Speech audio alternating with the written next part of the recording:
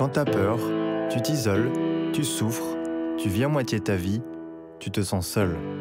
Alors balance ta peur, ta vulnérabilité et ta force. Pour ce nouvel épisode du podcast, j'ai reçu une femme à travers qui de nombreuses femmes pourront se reconnaître. Avec elle, nous avons parlé principalement d'amour.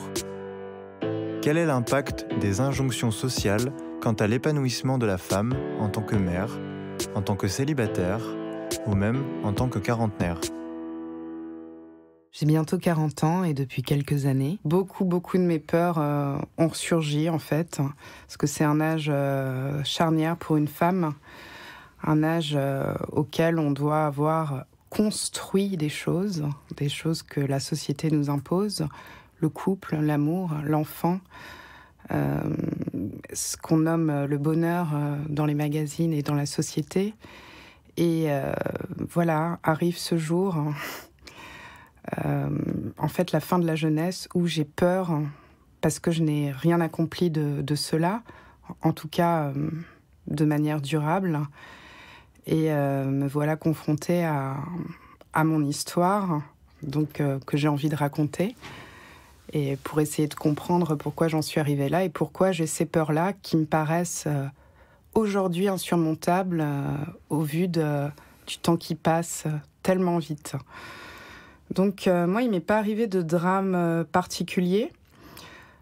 J'ai grandi dans une famille classique, entre guillemets, enfin, des parents pas divorcés, mais qui se disputaient tout le temps. Voilà, j'ai assisté que à des disputes et aucune marque d'amour de la part de mes parents. Donc j'avais peur en tant qu'enfant des disputes, des cris, etc. Même si mon enfance était très heureuse, car en tant que parents, ils étaient vraiment aimants, mais en tant qu'amoureux, ils étaient pas là. Ils ne s'aimaient pas, donc j'ai pas grandi dans un modèle de couple amoureux.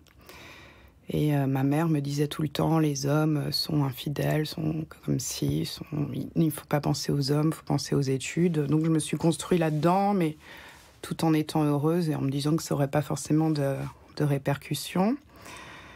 Et est venu le temps des premières amours.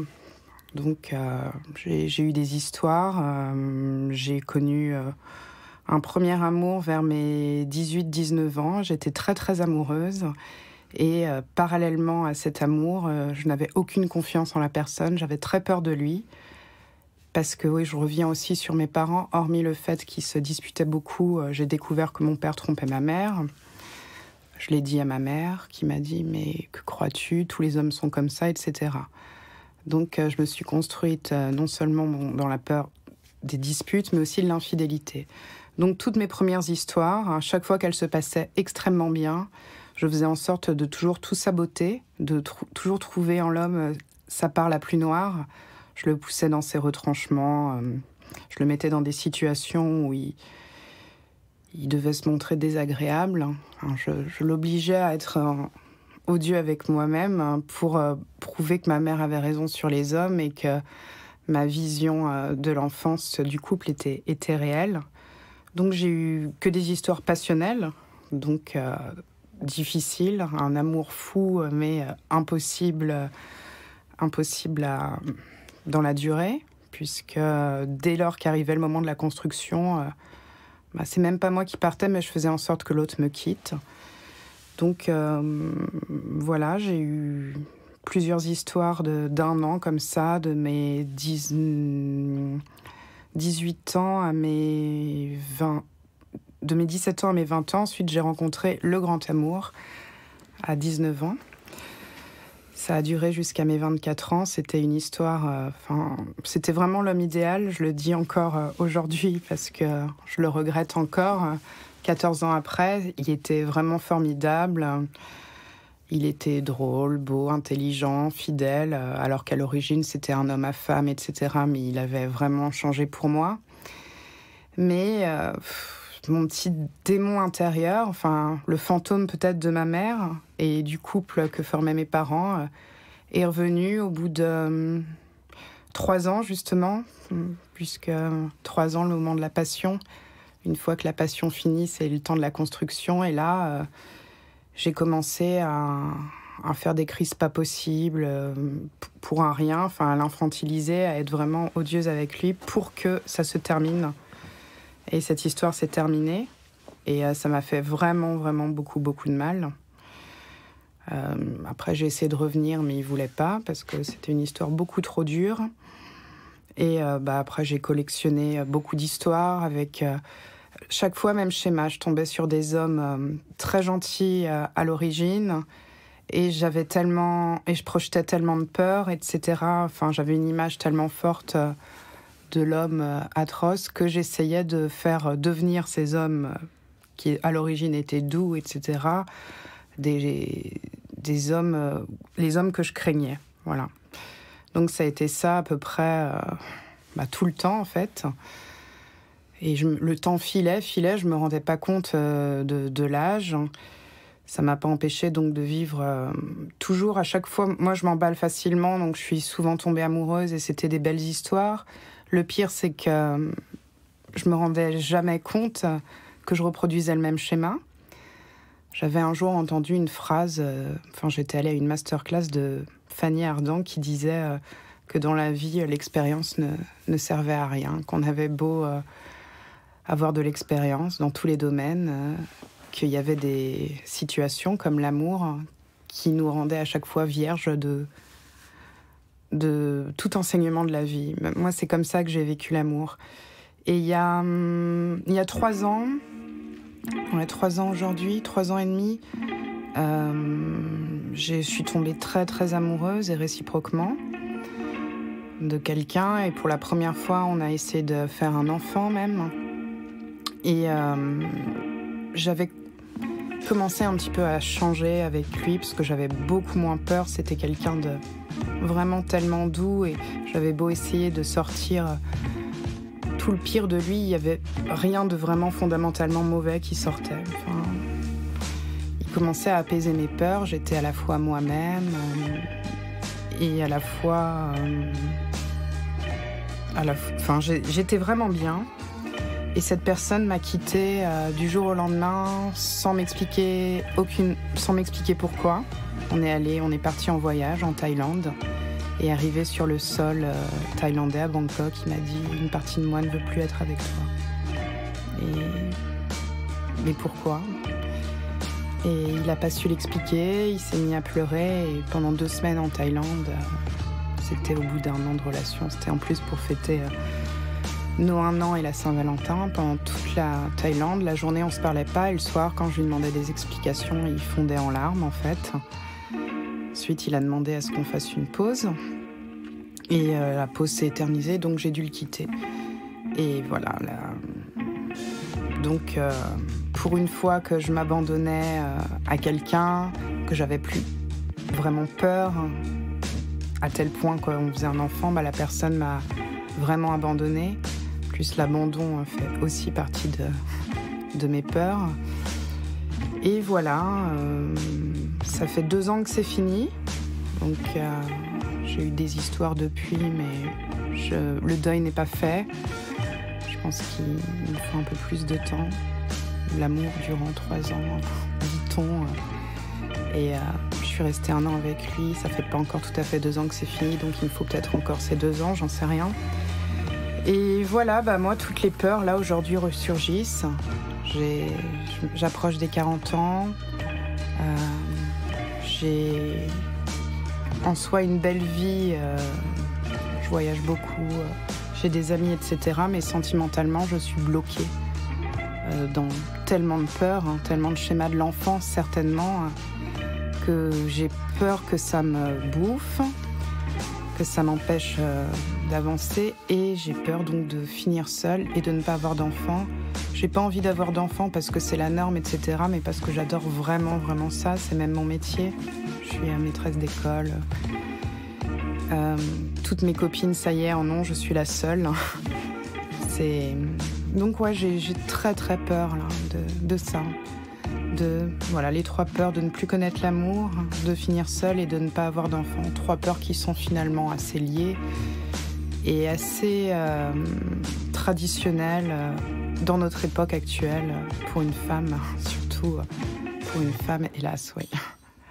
Comment c'était, comment t'as géré le conditionnement que t'as eu dans ta famille? Gérer le conditionnement, moi, quand j'étais Ce que t'as vu d'eux. Quand on est enfant, on écoute ce qu'on nous dit sans avoir l'esprit analytique nécessaire pour dire mais non, tu te trompes. Et ensuite, je me suis éloignée de mes parents. Je leur ai vraiment clairement tourné le dos. Quand j'étais petite fille, c'est avec mon père que j'ai commencé de mon père que j'ai commencé à m'éloigner. Quand j'ai appris qu'il trompait ma mère, j'ai décidé de plus lui parler.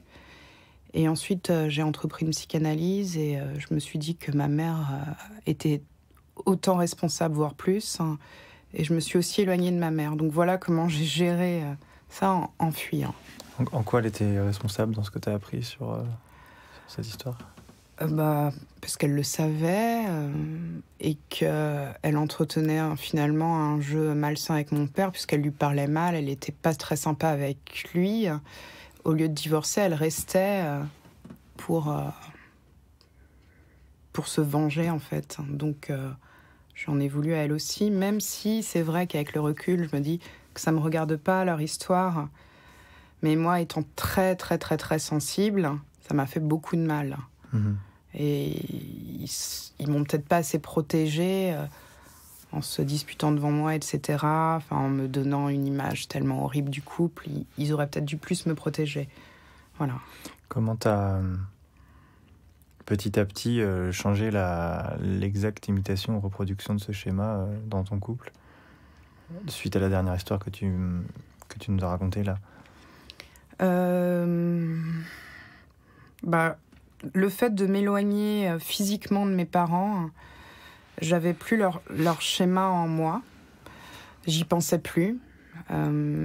Et donc, j'apprenais à être plus légère et finalement à agir à l'inverse de ma mère. À essayer de ne pas humilier mes copains, etc. Et à trouver aussi des hommes qui ne ressemblaient pas trop à mon père. Voilà. Et le dernier ressemblait pas du tout à ton père et toi tu ressemblais plus du tout à ta mère? Non. À ce moment-là, c'est ça? De toute façon, j'ai jamais eu l'impression de ressembler, en tout cas dans la forme, à ma mère. Et à chaque fois où je ressemble à ma mère dans les relations, c'est comme si c'était pas du tout conscient. C'était comme si c'était mon ça qui arrivait pour... une histoire de fantôme. Je crois pas aux fantômes, mais j'avais analysé ça comme ça. Ma mère n'apparaît que dans les moments où il faut détruire. Et non, c'était pas du tout mon père, à savoir l'inverse, celui que j'ai beaucoup aimé, parce qu'il était très, très, très, très doux. Mon père est quelqu'un d'ultra nerveux et qui part au quart de tour. Et non, lui, c'était tout le contraire, et physiquement aussi. Un truc tout bête, mon père n'a plus beaucoup de cheveux et j'ai toujours été attirée par les hommes qui avaient énormément de cheveux. C'est tout bête, mais voilà. Donc, c'est surtout la coupure physique qui a fait que j'ai déconstruit le schéma. J'ai cru le déconstruire. Mmh. Voilà. Et par rapport à cette notion d'abandon, comment tu vis ça aujourd'hui, dans le sens où tu as, dans beaucoup de tes histoires, créé les conditions de l'abandon, c'est-à-dire oui. Créer ces tensions, créer les conditions dans lesquelles peut-être cette personne avec qui tu partageais ta vie à ce moment-là allait faire émerger sa partie noire, comme tu disais. En quoi aujourd'hui c'est différent pour toi? Déjà, quand je me mets en couple avec quelqu'un et que je vois que la personne ne va pas me convenir, je m'en vais. J'essaie pas de nourrir une passion dévastatrice. Je suis devenue peut-être... je me suis plus blindée sentimentalement. Si la personne... je sais que récemment, je suis sortie avec quelqu'un qui, dans mes critères esthétiques et sociaux, était vraiment parfait. Parce que comme toute personne angoissée, j'ai beaucoup de listes, beaucoup de critères. Et lui était parfait, mais je me suis rendu compte que c'était pas une bonne âme et pas la personne qui me correspondait. Et malgré mon âge, etc., j'ai pas eu la peur de le quitter. Chose qu'avant j'aurais eu, j'étais incapable d'oser quitter quelqu'un. C'est terrifiant. Et voilà, je gère plus facilement ça. Je l'ai quitté peu importe les conditions et les circonstances. Donc, ça veut dire que ça va mieux déjà. Et voilà comment je gère. Je suis devenue beaucoup, beaucoup plus exigeante, ce qui... Peut-être parce que je le suis devenue aussi beaucoup plus avec moi-même, mais ça aurait dû être la marche inverse, puisqu'à mesure que je vieillis, le champ des possibles s'amenuise, et mes exigences devraient, elles aussi, s'amenuiser pour que je puisse trouver quelqu'un. J'en suis consciente. C'est quoi alors tes critères ? Mes critères... déjà, les critères physiques, comme je t'ai dit tout à l'heure... Tout ce qui est autre chose que chauve. Tout ce qui est autre chose que chauve. Pareil pour mon père, voilà, c'est vrai, je le définis comme une personne chauve et nerveux, donc quelqu'un de très doux, très chevelu, parallèlement de très très sensible comme moi, pour qu'il puisse me comprendre. Et ce que je trouve pas, quelqu'un qui réussisse à me canaliser sans me dominer. Ce que j'ai essayé, parce que je me disais, oui, je suis trop dominante, donc je vais peut-être chercher des garçons qui me dominent, et ça va pas non plus. Je cherche donc quelqu'un qui soit mon égal, mais qui soit capable de me rassurer, une vraie épaule. Et Comment on rassure quelqu'un qui est dominant ?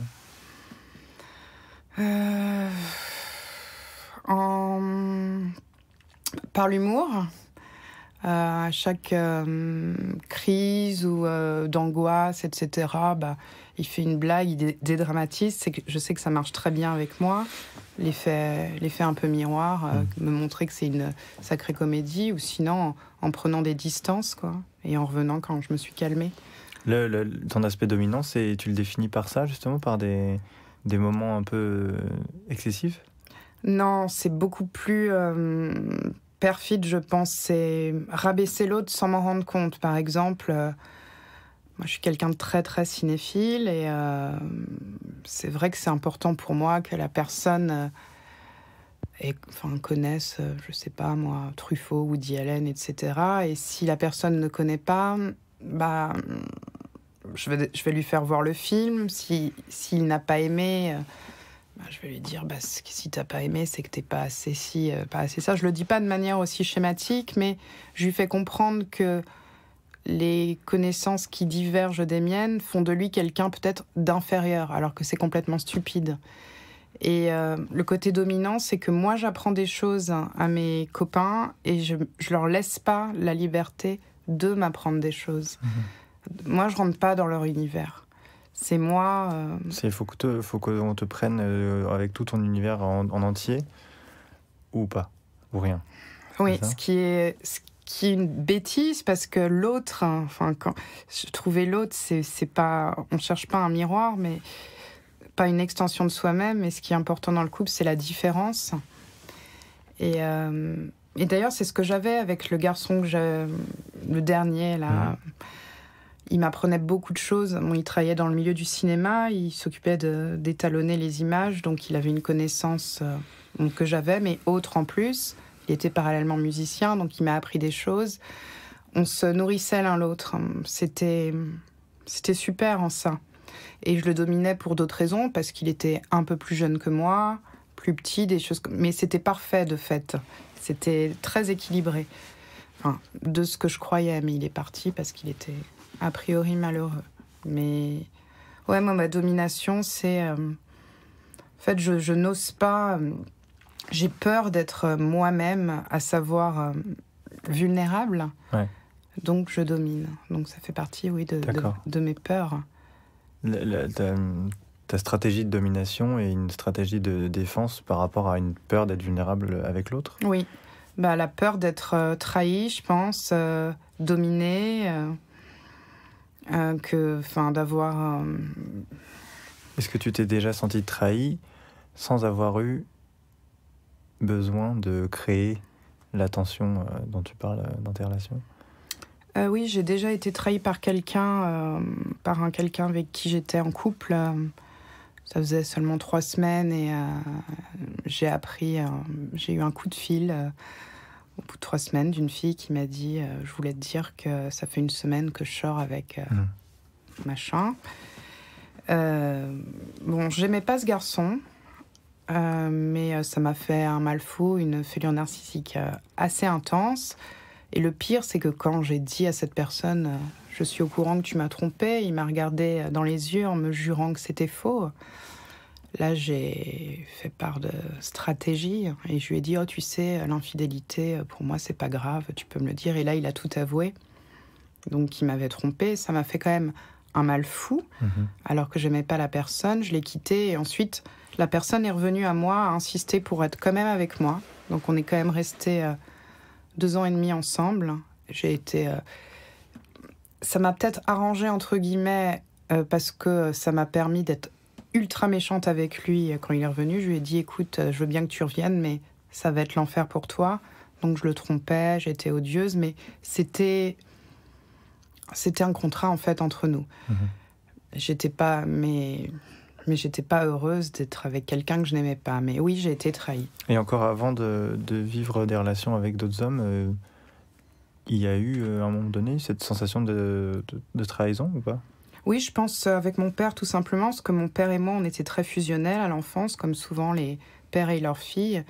Et quand il a trompé ma mère, je l'ai ressenti, moi, comme une trahison. D'accord. Ouais, c'est bizarre. C'est comme si aussi il me trompait, moi, qui nous trompait. Et ça a été la première trahison, à 10 ans. C'est la plus grosse de ma vie, ouais. Ouais. C'est vraiment cet événement-là qui a, dans ta vision de l'amour et des relations, jusqu'à un certain point, a influencé ton rapport aux hommes ? J'en ai bien peur, même si c'est un peu facile de tout remettre sur le dos des parents. J'ai aussi beaucoup travaillé sur moi, que j'apprends à comprendre mon père, à relativiser, mais oui, ouais, c'est une vraie trahison. Et aujourd'hui, tu dirais que tu lui as pardonné ou pas ? Non. Non, je dirais que je lui ai pas pardonné, mais j'ai pas pardonné non plus à ma mère d'être restée. D'accord. Donc c'est ça qui a changé, c'est que petite fille, j'en voulais qu'à mon père, maintenant j'en veux aussi à ma mère. Donc c'est comme si j'en voulais aux hommes, mais que j'en voulais à moi aussi, puisque dans le schéma homme-femme, je pourrais me comparer à ma mère. Donc, et donc oui, je cherche inconsciemment des hommes qui pourraient me faire le mal que mon père a fait à ma mère. Et à toi, du coup ? Et à moi. Indirectement, ouais. Ah oui. Même directement. Ça m'a fait un mal direct, c'est fou. C'est moi qui ai tout découvert, en plus, alors qu'on était 3 enfants. J'ai 2 frères, ils ont été beaucoup moins touchés. Mais pas... D'accord, t'as eu... Ouais, ok. Oui, c'est vrai que t'as pas précisé, mais il y a d'autres personnes qui ont vécu les mêmes histoires. Ouais, complètement. Et ils l'ont pas du tout vécu de la même manière. C'est des hommes, déjà. Moi, j'étais la fille, j'étais au milieu. C'est pas eux qui l'ont découvert directement, c'est moi qui leur ai dit. Donc, en plus, j'ai le mauvais rôle dans la famille, celle qui apporte les mauvaises nouvelles. Donc, non, c'était pas facile de grandir dans cette famille en tant que femme qui sait des choses. Et on me disait, mais c'est pas si grave, c'est pas si grave. Et même quand j'en parle aujourd'hui à mes amis, que je parle de mes peurs et que je dis que ça vient de là, on me dit, ça suffit. En comparaison avec des filles qui ont pu connaître des choses plus graves avec leurs parents, comme l'inceste, etc. Ce n'est rien. Et pourtant, pour moi, c'est une peur qui est paralysante. J'ai vraiment très peur. Ouais, c'est ce qu'on disait avant que ça enregistre officiellement. Oui. L'idée qu'il n'y a pas de hiérarchie dans les peurs, ni dans la souffrance d'ailleurs. Oui. Chacun a vécu des choses différentes et parfois quelque chose qui peut être vécu comme un petit événement pour certains, ça peut être quelque chose qui prend de la place dans la vie de quelqu'un d'autre. Et surtout dans l'imagination, j'ai l'impression, l'imagination n'ayant pas de limite, quand on commence à s'imaginer des choses sur ses parents, ça peut grandir au fil de notre volonté à nous. C'est sans limite. Et je sais que j'ai une imagination débordante. Et voilà, donc... Est-ce que tu dirais que jusqu'à présent, tu as cherché des relations avec des hommes qui te réconcilieraient avec la vision que tu en as ? Alors, ma vision à moi est différente de la vision qu'on m'en a donnée quand même. J'ai quand même Est-ce que je cherche des... Oui, je cherche... Bah oui, évidemment. Oui, je cherche des hommes qui me réconcilieraient avec ce que les hommes. Oui, avec ce que j'espère de l'homme. Oui, avec les hommes. Ouais. Oui. Mais à chercher des hommes comme ça, justement, à les enfermer dans des critères, je veux qu'ils soient comme ci, je veux qu'ils soient comme ça, n'est-ce pas une manière de s'en détourner aussi? Moi, j'aimerais ne plus avoir peur, me laisser libre d'être... En fait, moi, je pensais la dernière fois à mes histoires et je me disais... un copain me disait mais qu'est-ce que tu veux de la vie? Et je disais je veux être bousculée, mais sans tomber. C'est... Faut aller dans le métro. Tu vas à ligne 13, je pense que c'est bon. Ouais, ligne 13, c'est autre chose. C'est plus que d'être bousculé aujourd'hui. Donc, ouais. Mais tu peux pas tomber, il y a tellement de gens. On peut pas tomber, il y a tellement de gens. Ouais, donc je sais pas, le polyamour. D'accord. Non, c'est pas ce que je veux. Donc, j'ai... De quoi tu dirais que tu as besoin de quoi aujourd'hui pour apaiser ça en dehors d'une relation? Alors, en dehors d'une relation, j'ai besoin de continuer à écrire. J'écris beaucoup. Je suis en train d'écrire un livre.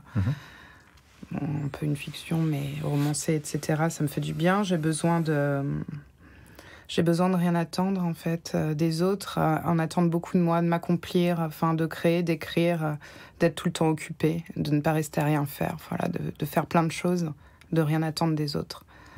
Voilà, de quoi j'ai besoin. De pas attendre de trouver le grand amour, de pas attendre que quelqu'un arrête mes peurs, de pas penser que j'ai des peurs. Enfin, j'ai besoin d'arrêter de penser, en fait. Plutôt d'être... Donc tu fais beaucoup pour arrêter de penser, ou est-ce que ça nourrit tes pensées, du coup? Je fais pas assez pour arrêter de penser. Ah, d'accord. Parce que je pense que j'aime bien aussi penser. Et quand t'es avec un homme, tu t'arrêtes de penser? Au début, oui. Ouais. Oui, si la personne est assez légère pour moi, oui. Mais si c'est quelqu'un de complètement soumis, qui parle pas, etc., je vais penser pour deux. Donc ça va pas aller. Ouais. On parle beaucoup de pensée, et au niveau des émotions, comment tu dirais que tu arrives à exprimer tes émotions quand tu es en relation? Vraiment? Par l'art, par le cinéma, la littérature, ouais. En leur montrant ce que j'aime, et par la tendresse, les émotions négatives, je t'en ai parlé, j'arrive à les exprimer la colère, assez correctement, malheureusement, oui. Et sinon, les émotions joyeuses, en faisant des blagues, en étant... Ouais, j'y arrive pas mal. Okay. J'y arrive pas mal. Exprimer ton amour Mon amour, ouais. Pas trop. Pas trop? Pas trop. T'as pas vu beaucoup tes parents non plus, j'imagine, se dire des mots tendres, jamais. Jamais. Donc, je réussis beaucoup les actes d'amour.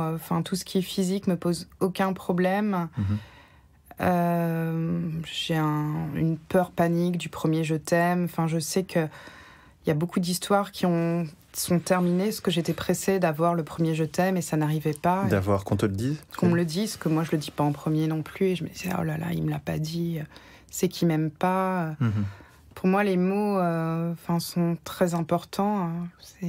Puisque j'ai peut-être du mal avec les émotions, donc j'attends beaucoup.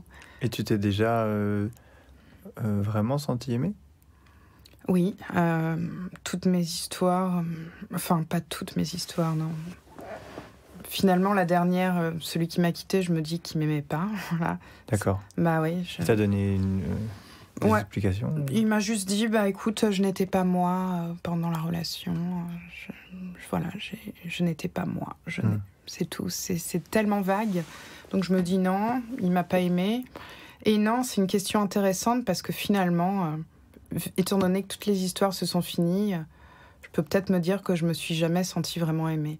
On est sur le moment, il y a des choses qui arrivent sur le moment, on se dit on est aimé, etc. Mais l'amour, c'est aussi des pensées avec le recul. Et non, je dirais non. C'est ça qui est tragique. C'est quoi du coup ta définition de l'amour alors, si tu penses que tu n'as jamais été aimée? La définition de l'amour, c'est vouloir autant de bien... autant le bonheur pour l'autre que pour soi-même. Comprendre la personne dans le sens étymologique, prendre avec ses failles, avec ses forces. Être là, c'est ça ma définition, et personne n'est là. Tu parles de comprendre, donc prendre avec. Est-ce que toi, t'as vraiment aimé, du coup ? Peut-être pas. Enfin, dans ce sens, peut-être pas, puisque dans ce sens-là, non, en effet. Ouais. Comme je repense à tes critères de tu as raison, film et tout ça. Ouais, c'est une question vraiment très pertinente. Enfin, j'en avais l'impression dans les émotions. J'avais des sentiments amoureux, tous les signes du corps qui prouvent qu'on aime. Mais c'était peut-être plus de la passion finalement. Enfin, un attachement. Il y a un attachement, une attirance physique. Ouais. Oui. C'est vrai que c'est perturbant ça, hein, d'avoir un petit peu tous les signaux comme ça. Oui. Même par exemple, une illusion souvent de l'amour, c'est le manque. Oui. Le manque, l'absence. Est-ce que c'est l'autre qui nous manque parce qu'il est avec ses caractéristiques à lui, ou c'est parce que nous, on n'a pas quelqu'un avec nous pour nous? Est-ce que c'est notre solitude qui nous fait du mal? C'est ça.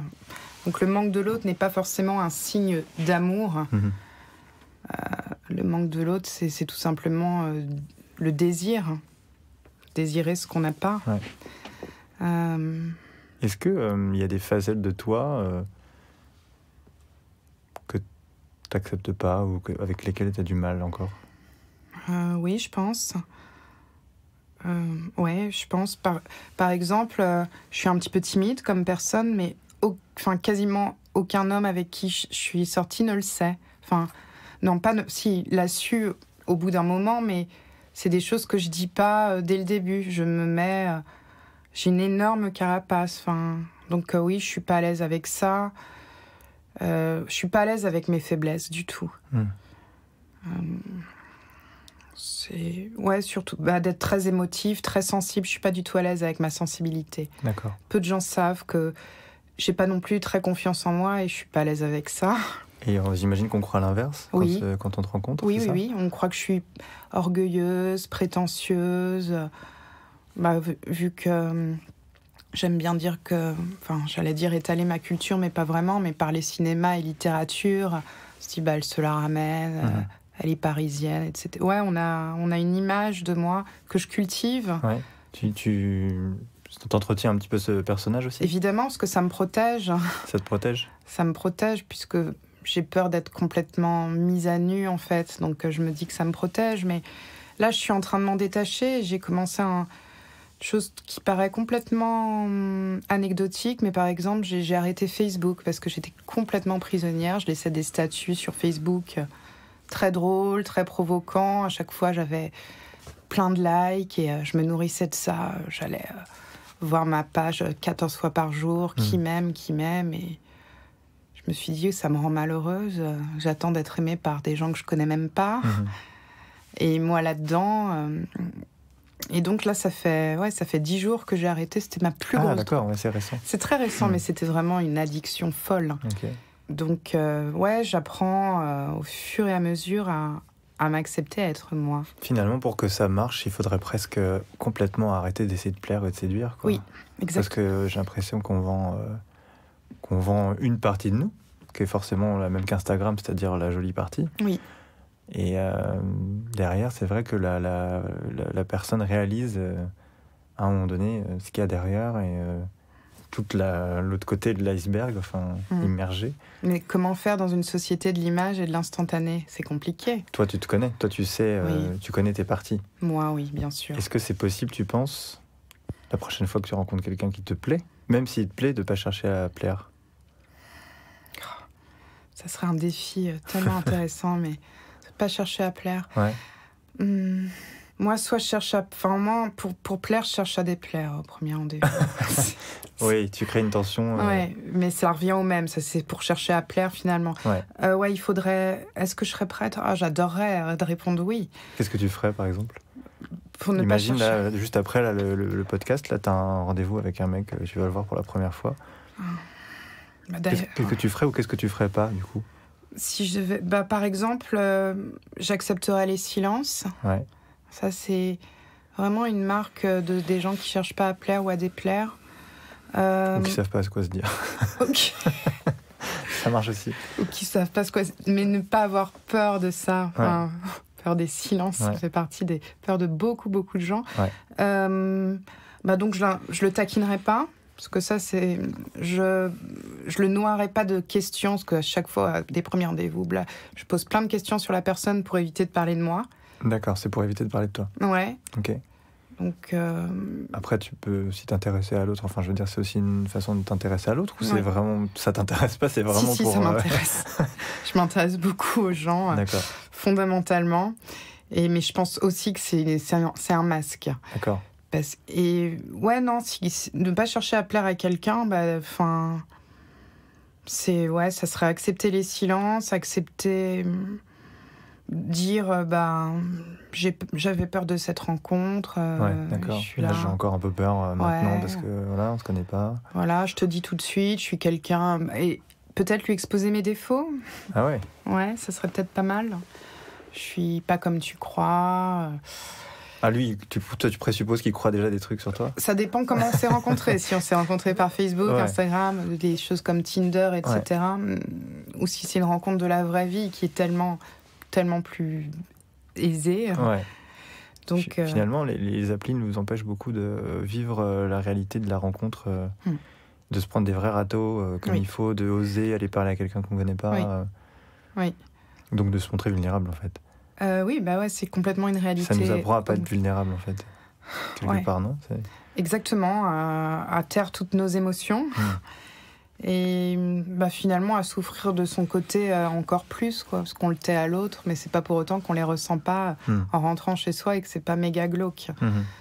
Donc je pense que pour pas avoir peur de plaire ou déplaire, par exemple, si on rencontre quelqu'un par des moyens, des applis, il faut rencontrer la personne tout de suite. Il faut pas commencer à parler et à s'inventer un personnage, à adopter un ton cynique. Il faut se rencontrer, il faut pas se préparer physiquement, il faut y aller naturellement. C'est important aussi. Ah oui. Pour une fille, faut pas qu'elle pense à bien s'habiller, par exemple. Comment je dois être, appeler toutes ses copines. Qu'est-ce que je dois dire, se laisser aller. Mais c'est très dur de chercher à plaire ou ne pas plaire, parce que même au-delà des relations amoureuses, on cherche toujours... C'est ça qui est assez fou, finalement. Il y a beaucoup de personnes qui cherchent à être aimées pour qui elles sont, sans se montrer comme elles sont. Oui.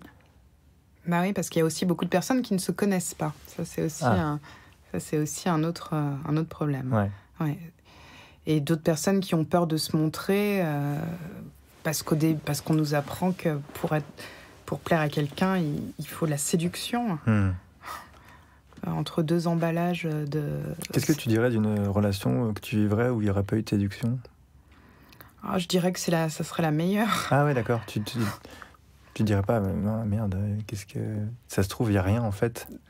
Parce qu'on ne s'est pas séduit, parce qu'on ne s'est pas dragué, parce qu'il n'y a pas eu de tension, parce que... Moi, j'en rêve, puisque j'ai toujours rêvé de la bonne amitié qui se termine en histoire d'amour, comme dans les films américains. Je rêve de ça, justement, parce que je serais moi-même. Dès le début, quoi. Ouais. En même temps, le risque de ce genre d'histoire, c'est qu'en général, quand on est amis au début, c'est qu'il n'y a pas d'attirance physique. Mais peut-être dépasser tout ça, c'est formidable. Est-ce que tu ne crois pas qu'il est... Finalement, il y a beaucoup de personnes qui... entre guillemets, essayent trop tôt.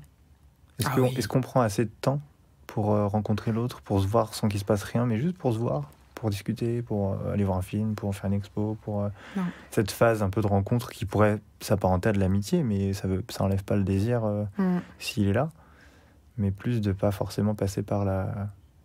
non, on prend pas assez le temps, on ne l'a plus ce temps. On ne l'a plus parce que la vie va de plus en plus vite. Chaque jour, des nouvelles applis, chaque jour, même les expositions, elles sont de moins en moins présentes longtemps. Les films au ciné sont à l'affiche une semaine. Tout va très vite. Et toi, tu penses pas avoir le pouvoir justement de maîtriser ce temps-là nécessaire pour toi, en tout cas ? Si, moi je pense l'avoir et je pense que j'y réfléchis. Le temps est un facteur déterminant dans une relation. Prendre le temps, c'est très... Ralentir, en fait. Ouais, ralentir. Après, la peur, c'est que il faut que les deux personnes soient sur le même rythme. Parce que... Et c'est rare, et c'est très rare. Et à mon âge, c'est triste à dire, mais ai-je le temps de trouver de prendre le temps. C'est ça le problème, alors que c'est mon rêve absolu, oui, de développer d'abord une amitié et que de cette amitié découle ou pas une histoire d'amour et non se précipiter sur la personne parce qu'elle me plaît physiquement. C'est débile, enfin, ça aboutit rarement à quelque chose de fou, à part quand on est jeune et qu'on n'a pas trop d'expérience. Oui, t'apprends, voilà, et tu mélanges quand t'es jeune les choses, alors qu'adulte, on sait. Voilà. Mais ouais, moi, je suis quelqu'un qui aime prendre mon temps, évidemment. Qu'est-ce que t'as appris de tes relations ? Qu'il fallait se montrer dès le début comme on était. Qu'il fallait pas attendre. Par exemple, c'était débile d'attendre un je t'aime et que si on avait à le dire en premier, fallait le dire. Enfin, fallait dire les choses comme elles venaient. Fallait pas calculer quoi que ce soit. Fallait faire confiance. Fallait montrer qu'on faisait confiance à l'autre. Fallait pas être jaloux. Je suis jalouse aussi, comme c'est pas permis, évidemment. La jalousie aussi, c'est une illusion de l'amour, comme le manque. Ah oui, tout à fait. Okay. C'est de la possessivité. C'est complètement égocentré, la jalousie. Surtout que c'est comme, finalement, avoir peur, c'est que ça ne prévient pas de quoi que ce soit. Ouais, ou pire, enfin, ça enferme... Oui, ça crée. Oui, ça, je m'en suis bien rendu compte, même si je pense pas avoir été trompée, à part par l'autre con que j'aimais pas. Mais, ou alors t'es pas au courant. Ou alors je suis pas au courant, donc merci à eux d'avoir été aussi délicats. Non, j'ai appris qu'il fallait faire confiance en soi, quoi. Enfin, fallait un peu se laisser pas se laisser porter par l'autre, mais par soi-même. Voilà. Fallait pas avoir peur de déplaire et ni avoir peur de plaire, en fait. Ah, il y a ça aussi. Ah oui, mais... Peur de plaire complètement, peur de plaire. Peur d'être aimé, en fait. Peur d'être aimé. Ça fait un poids, un peu, hein. Oui. Merde, il m'aime complètement, il m'aime vraiment. Alors que j'assure. Ouais, voilà. Il y a un peu ce truc-là. Oui. Alors qu'il y en a tellement d'autres qu'il pourrait aimer. Voilà. C'est une arnaque, pourquoi il m'aime, s'il savait, voilà. Donc la prochaine fois, montrer ce que je suis dès le début et peut-être arrêter de dire je vais montrer le pire, non, me dire je vais me montrer moi. Mais pas essayer de me vendre comme un bel emballage de céréales qui pollue en plus. Voilà. Donc, voilà. Et qu'est-ce que tu pourrais dire justement à ceux et celles qui vont écouter, qui ont la même peur que toi, peur de pas revivre l'amour ou de vivre l'amour, peur de pas avoir d'enfant, peur d'être seul? Que on n'est jamais seul quand on est déjà en accord avec soi-même. Que finalement l'amour avec un homme ou avec une femme, c'est pas une obligation, et que si on en a vraiment envie, ça vient avec l'amour de soi, en fait. Voilà, faut d'abord passer par là, faut en passer par là, même si ça prend du temps. Et le temps, on l'a plus qu'on ne le croit aujourd'hui. Je me rends compte après cette discussion. Ok, j'ai 40 ans bientôt, mais aujourd'hui, 40 ans, c'est 25 ans il y a 50 ans, pour de vrai. Même pour faire des enfants. Voilà. Donc, n'ayez pas peur d'être vous-même, d'apprendre à vous connaître. Voilà. Ok. Merci. Mais de rien.